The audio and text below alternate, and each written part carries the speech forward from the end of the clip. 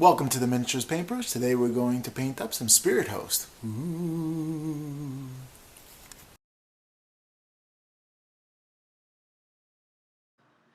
Alrighty, so started off, I primed it with Stynylrez. I started off with some Wicked Green here as a base coat. And I use Wicked colors. There's a Badger airbrush, Badger Renegade chrome that I use. And I definitely dilute all my paints through an airbrush, even if it says safe for airbrush. I use a wood pile stick that I got from Walmart from the crafting section, and I mix the paint with that. So I lightly go over the areas. I really thin down my paints, even base coats, and then I just build it up to the point you see here, really evenly coat. I got some Snow White, also diluted through the airbrush. And I'm hitting the faces, and I'll eventually hit the arms as well. I do really want these areas to stand out. I kind of want to get a feel of what's going to look like. Now I'm going to go darker on the headpiece later, and you're going to see that. But yep, definitely doing some facial work here, and I really dilute it again. Snow White for the Minotaur seems to be... It's very hard for me to work with some white because white usually is a little bit runny, especially when you hit it over that wicked color. Now, the only thing I should have done differently here, in my opinion, is I should have put some matte varnish in before I hit the white in, because white is so hard to work with sometimes. Here I'm actually painting the base as well. The base of the model comes with a skeleton that the spirits are coming out of. So while I'm waiting for the faces to dry, I'm kind of like hitting the bottom as well. You saw there that I was wiping the needle. That's dry dry tip. I got some shading here, and what I wanted to do is get the deepest recesses.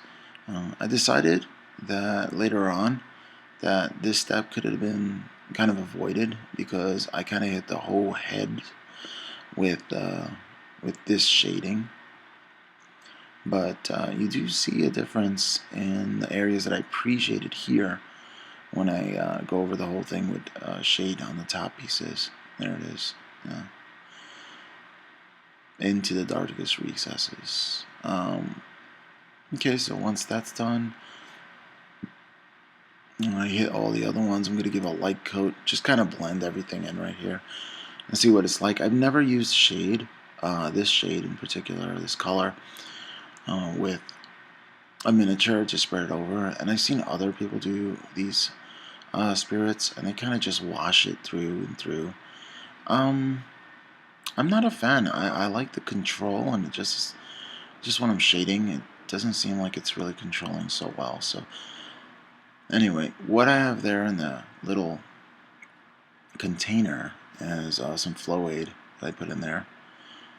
I put some Flow Aid when mixes 10 to 1. That's the way I usually use it with water and Flow Aid. And then I just dip my brush into it. Well, there it is.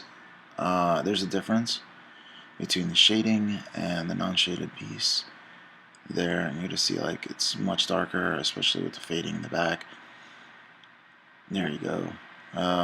There is some slow dry. I always use slow dry through an airbrush just to try to prevent that dry tip that you saw earlier. I mean, it still comes, but look how diluted I use the paints. It's just very, very, very diluted. And I slowly build it up to the point where you see here, and I see the contrast. Now, for the bones, I do some Skull White for Minotaur, and yep, I get that on there, and that's just for the base, so it can have some contrast from the Snow White that we use for the faces as well. And that's going to be shaded in just a bit. There it is, hitting it over. Skull White is a little different to work with, but, you know, it's fun.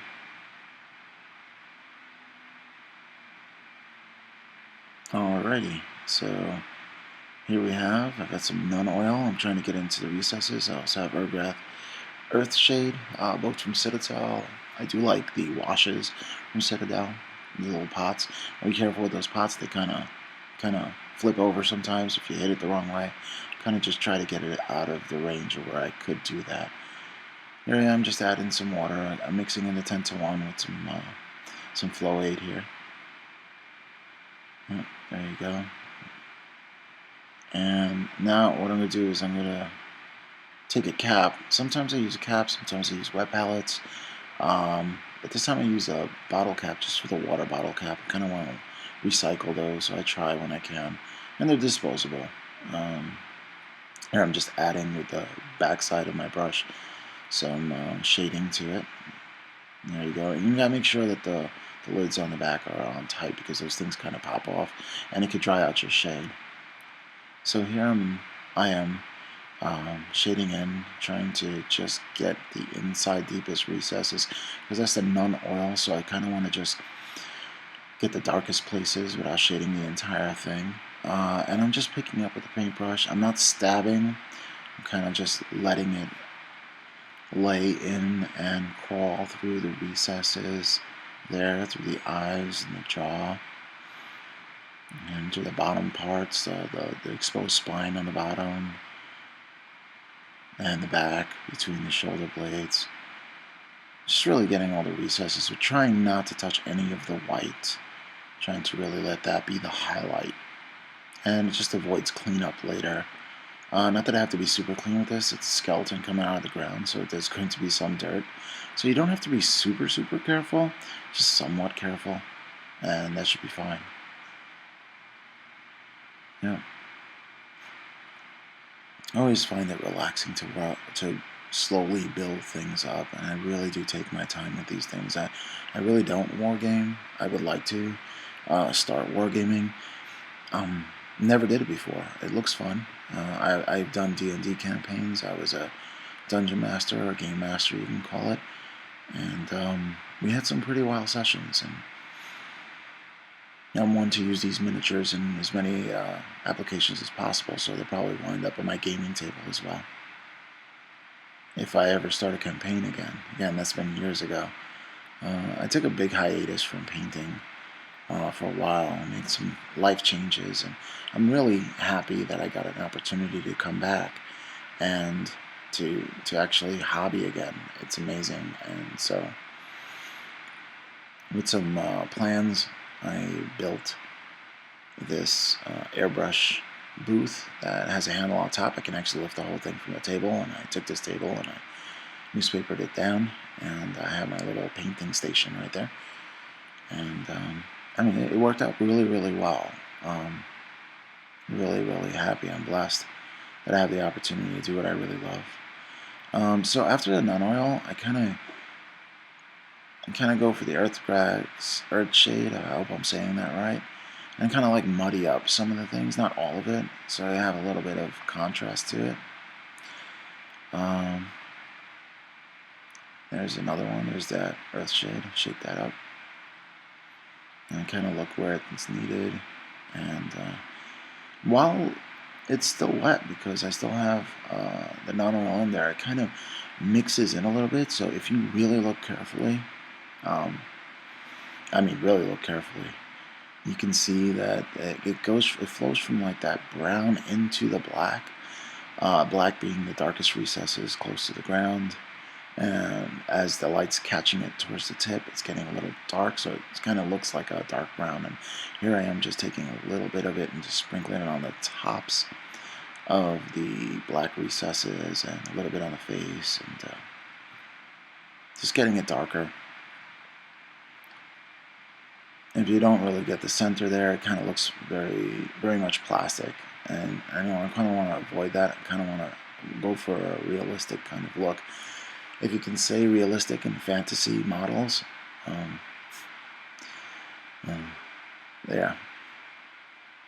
So yeah, after a long day, coming home and just, putting in some shading, and that'll be my day. Not much, but then again, time, right? Okay, so there's some skull white there, and I have some flesh. I want to simulate that there was some flesh on these bones at some point. So I'm really going really lightly. It's almost transparent, almost like a glaze, and I'm not hitting the entire miniature.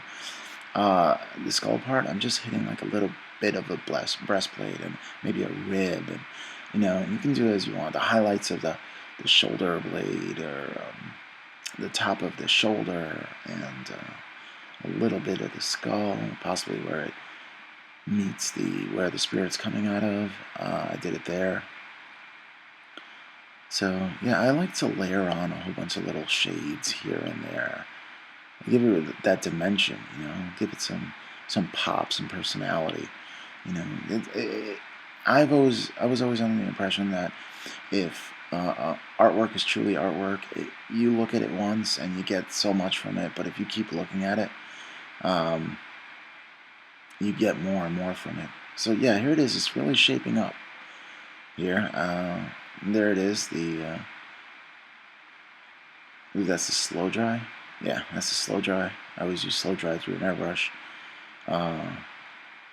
just so I can have that control. And I really like bringing back. See, I'm bringing the arms up. I'm bringing everything up in color. Even with the slow dry, I do get tip dry. I guess it just plagues every airbrush user. And using airbrush, some people say, oh, it's cheating. There's a lot to using an airbrush. You can't just slop on some paint and it'll be awesome. You gotta mix it right. You gotta get the right pressure. I usually hit between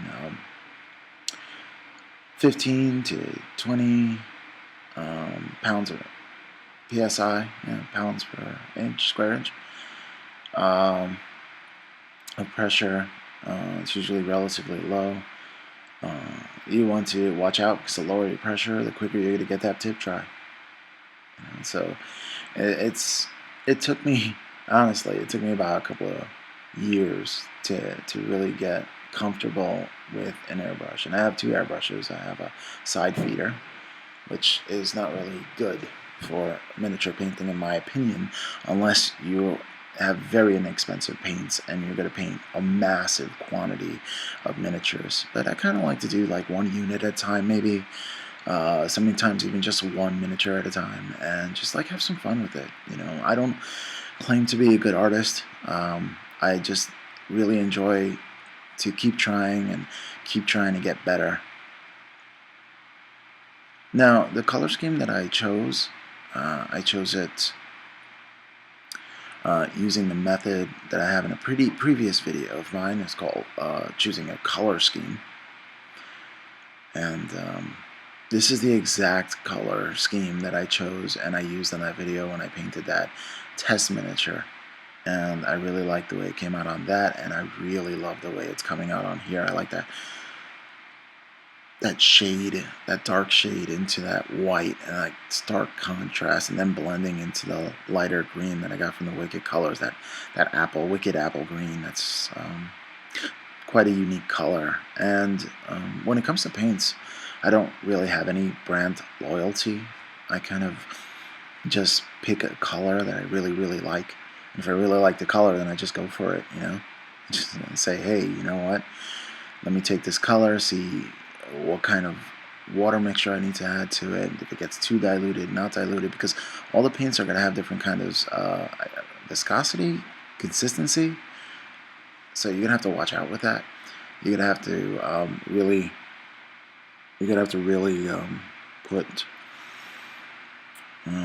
some time in and spray some miniatures and see if it works, if it doesn't work. What works, what kind of blending works, how it reacts to different kinds of paints, and there's a lot to it, to airbrushing. Some people say, oh man, it's just so easy, just throw some stuff in airbrush and you have no brush strokes. And it's true, you do wind up with a really nice fading effects, and if you feather very well with an airbrush and learn how the pressure works and learn how the dual action works here. Again, side feeders for really big projects maybe, and you add some cheap paint, or massive quantities of paint. then use a side feeder. But if not, gravity feed, what I have here, where the cup is on top of the airbrush, is the way to go. They have bottom feeders too. Bottom feeders, again, I've never used one. Oh, here's a technique I want to show you, like some back pressure there. When I clean an airbrush, I kind of like cap the front and kind of let it bubble through, so this way the chamber inside is completely clean, and I like doing that. And always keep your airbrush clean. I kind of leave airbrush cleaner in there overnight, like I let it just soak in there, like so it can never like dry completely. So this way it never comes up. Alright, so there it is, just cleaning up the airbrush is very good practice to have. Alright, so I really like the color. Look at the way it's fading. I really do love the colors. I mean, yeah, I'm really happy about how it came out. Some more white. If I'm doing the bottom, it's going to be bone white. If I'm doing the tops, then it's going to be I'm doing Floyd. So what I'm doing is I'm going to highlight the arms and the head, and I'm making it really dilute again. The more dilute you make paint, the less chances for mistakes, because you can slowly build up the whites in those areas and the highlights slowly, a little bit at a time. It's almost giving a glaze on top of a glaze on top of a glaze on top of a glaze on top of a glaze, because you're doing like, I don't know, 30, 40 coats. That's my average. I do like 30, 40 coats sometimes, just to make sure that it has the coverage that I want, but at the same time you don't get that goopy mess where it's like, oh yeah, they just like gooped on some paint and that's the way it looks. And no, that's not how I work it.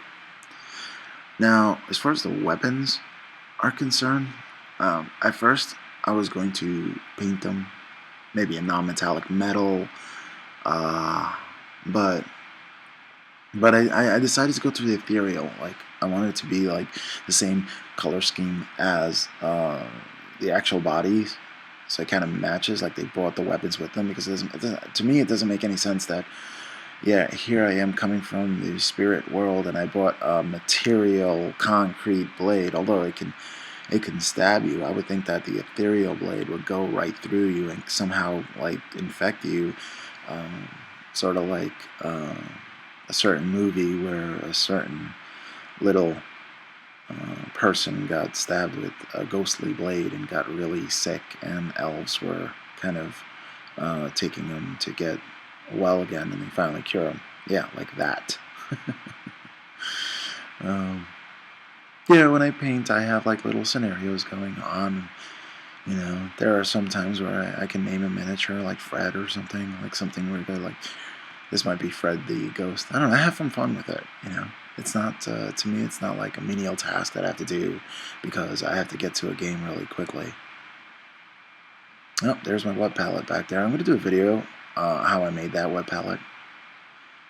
Here I am using some darker paints. You can use any. I just went from a gradient, from a dark gray to a lighter gray. I think it's a raven black to a concrete slab, and into a lighter gray. And here I am making that flow aid. I like using flow aid 10:1 again with the water.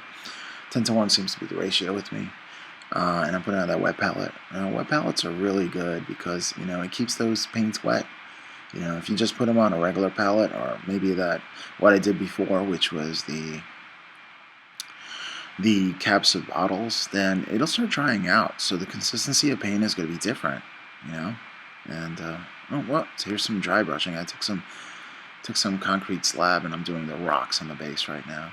I had to use a very cheap brush for that, because when you dry brush, it's going to mess up your brush. It's totally going to mess up your brush.